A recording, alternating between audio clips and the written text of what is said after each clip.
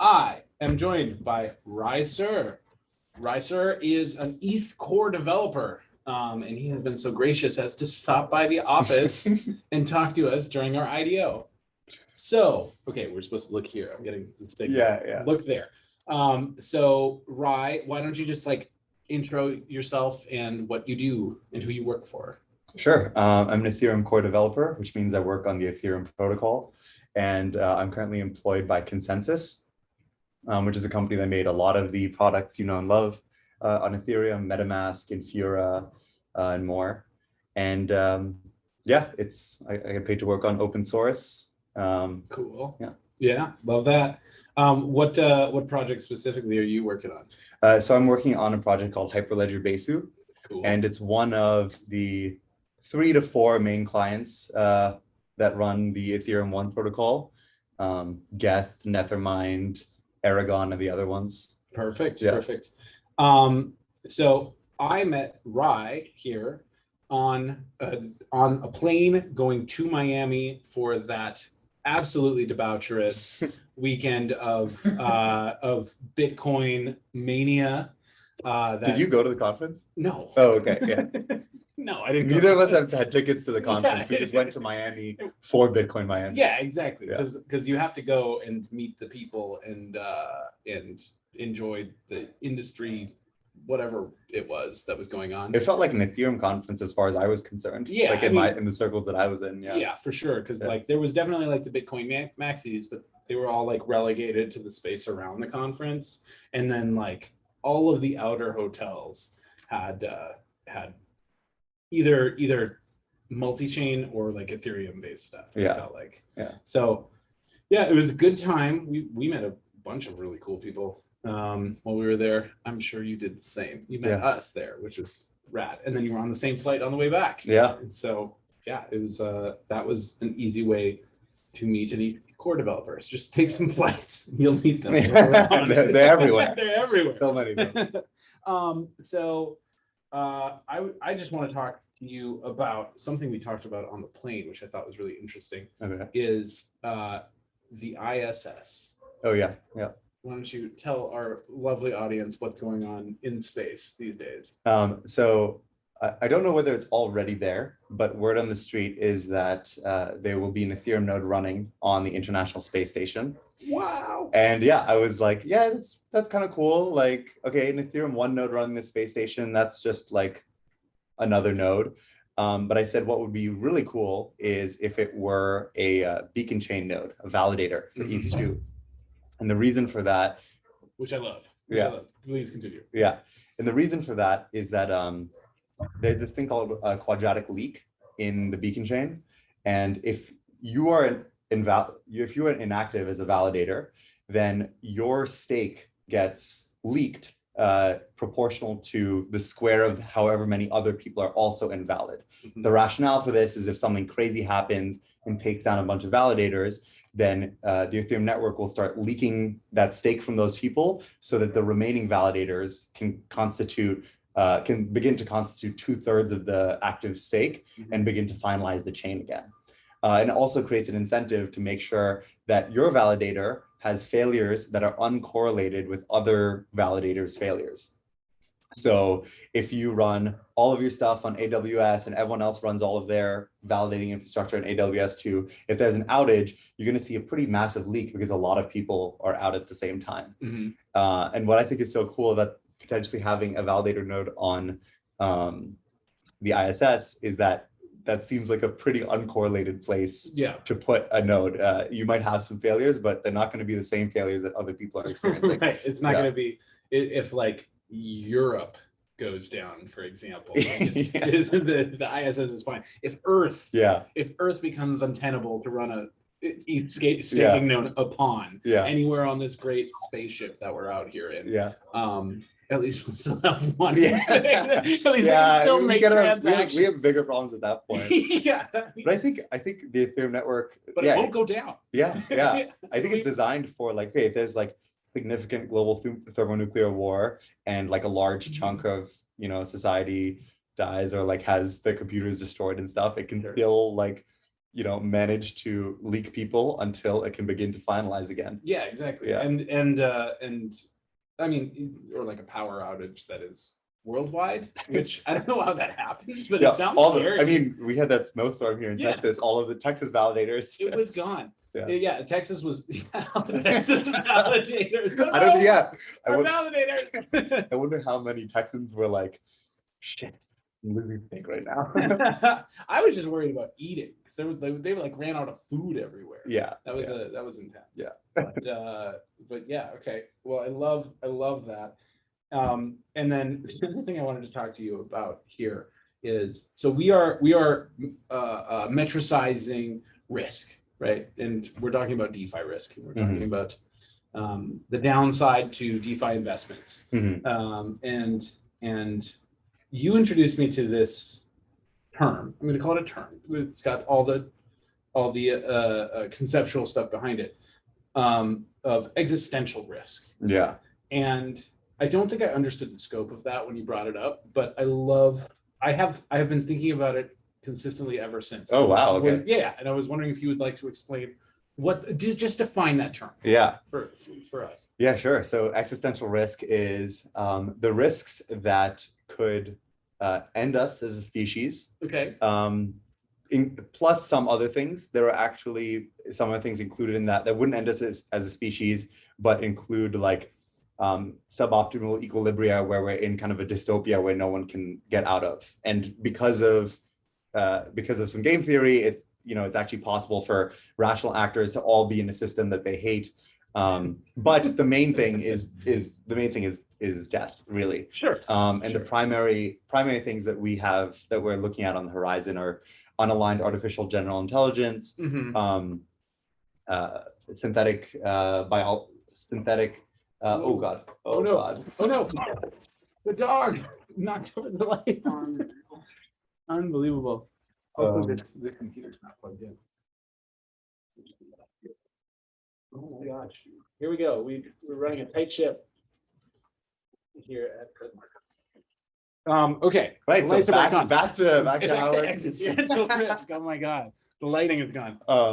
So I'm really interested in what the non-death scenarios are. The non-death. So I think often when people hear existential risk, for example, they lump in like the climate change we're experiencing now, like that will be bad, but that's not going to be an existential risk. So that's actually a fantastic book called The Precipice by Toby Ord. And it's a great primer on, okay, what is this concept of existential risk? What qualifies? And what do we know about, how can we quantify certain existential risks? Where can we allocate resources, stuff like that. Okay. Yeah. And what? So his example, I mean, he goes through like natural and anthropogenic existential risks. Natural existential risks are not the main ones. Right. It's primarily anthropogenic because as we create more and more powerful technology, what happens is the threshold for us destroying ourselves gets lower and lower. Right. Yeah. Yeah. I was wondering, have you read A Deepness in the Sky? No, I know. That's a Werner Vinge book. I'm like not like a sci-fi nerd. Like I don't really, yeah. But in this, it explores this concept of can technology exist without a civilization?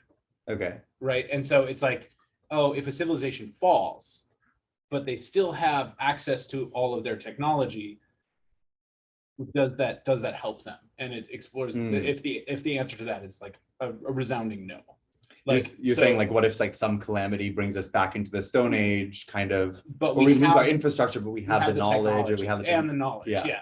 And so he's like very much saying that like it has to be built on top of a social structure. Yeah. In order for it to work. Oh yeah. And so there's basically these two warring space groups sort of like beat each other into submission around a planet that is just discovering like civilization. I see. And so they have to very carefully speed up the civilization process so that they can manufacture everything that they need to get away from this planet. Okay. And so a lot of what you're saying sounds like that. Yeah. And I was thinking about that as in the cab home. I was just like, yeah, it sounds like Vernovich. Anyways, that's just me repping something that you haven't read. I'm talking about it.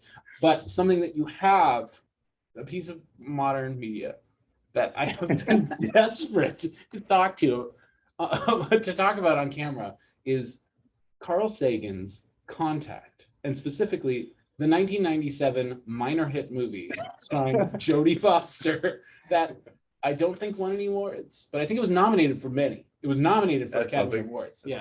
So I hope that all of our audience has seen Contact, because if you haven't, it's literally the best piece of media that exists. And I don't know if I agree with that. I love it so much. During quarantine, I watched it 5 or 6 times. Wow. Yeah. I watched it with once. You have to watch it once with everyone, Yeah. It's one of those. Yeah. And from what I understand, you just recently saw it. Yeah, I watched it. So Neil had something as his background on his phone, and I was like, "What is that?" And he's like, "Oh, it's like a fan art from Contact." And he said it was a movie about contact with extraterrestrials. And I really like Arrival.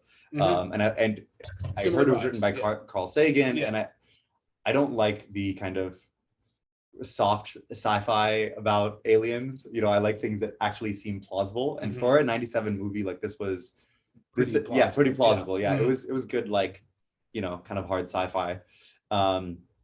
So yeah, it was the level of science representation. It was next level compared to other movies. It was amazing, and that's what I loved about it, is that the representation was the verisimilitude was never broken for me in the science realm. Right. The interpersonal dialogue was a little bit awkward and forced. Totally wouldn't. Yeah. And during key scenes, there were some awkward lines, I think.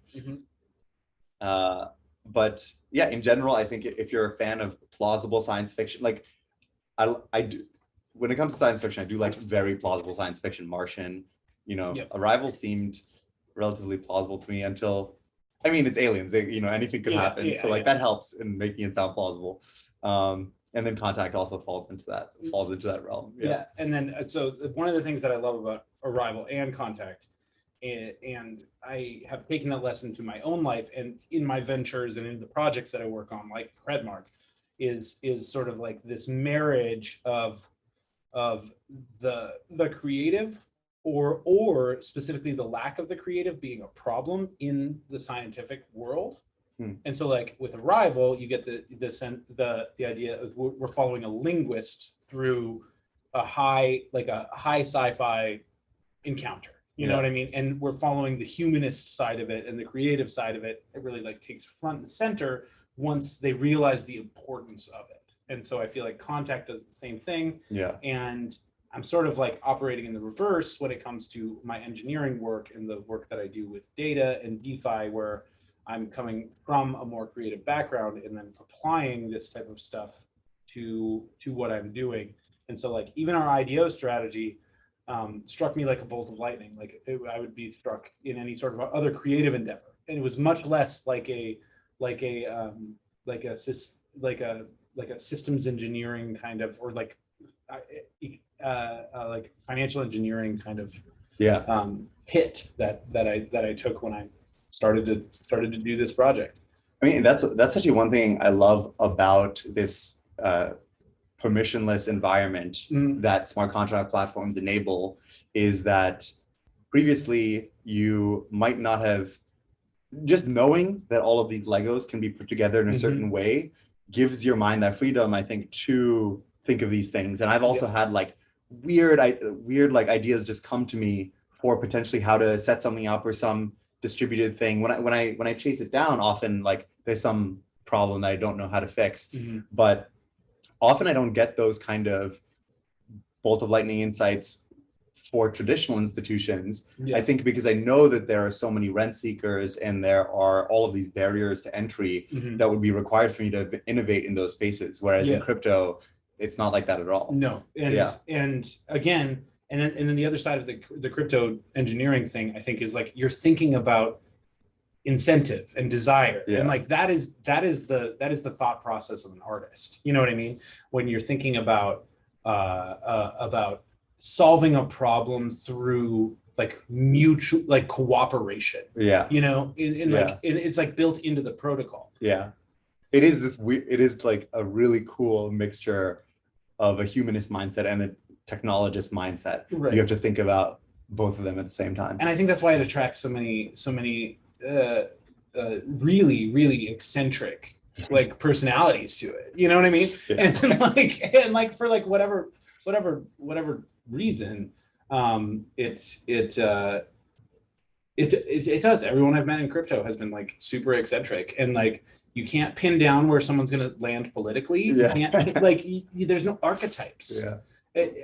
We're starting to see like a few emerge now. Like, like obviously you get a Bitcoin maxi archetype. Yeah. You know, like I could describe when somebody says, "Oh, they are a Bitcoin maxi," I think I can describe what that person is probably like. Yeah. But like, I'll just as often be wrong, and like more, but like when somebody talks about like an ETH developer, I'm like, we could be in for anything. Yeah. Throw your assumptions out, because who knows? This is just going to be someone who is like has strong opinions, but I don't know what they're going to be. Yeah. You know, because they're in this space that does have this marriage between sort of the art and the science, and that's what I love about it. Julia Galef, this podcaster, and like she's being in the rationality space. She's a podcaster, author of the book Scout Mindset.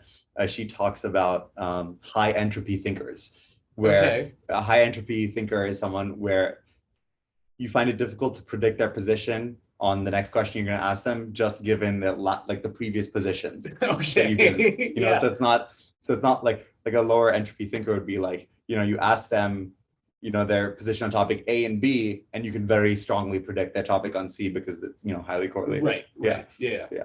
High entropy thinkers. Yeah. I love that. I got the signal that we're about to run out of time on, apparently my Zoom is free, so we need to use the other people at the company's Zoom because mine runs out of time. So yeah, launch a DeFi protocol, but don't pay for free Zoom. I don't know how that happened, but we'll have to fix that for tomorrow. Yeah, anything else you want to say to our people? Anything you want? Any projects you want to just shill? No, I don't want to shill any projects, but okay. I guess, yeah, you know, Ethereum's great, but decentralization in general is great. I guess one meta thing would be that I didn't think that, I was actually surprised that I could do the role that I'm doing. Like when I first got this job, I didn't know that I could do it. So I guess I would tell people to just like aim higher than they think, you know? Yeah. Everybody has imposter syndrome. Yeah. That is the moral of the story. All right. Well, we are gonna wrap it up here. Thanks so much for joining us. This is going to be recorded and put on something. So yeah, cool. Thanks a bunch. Bye.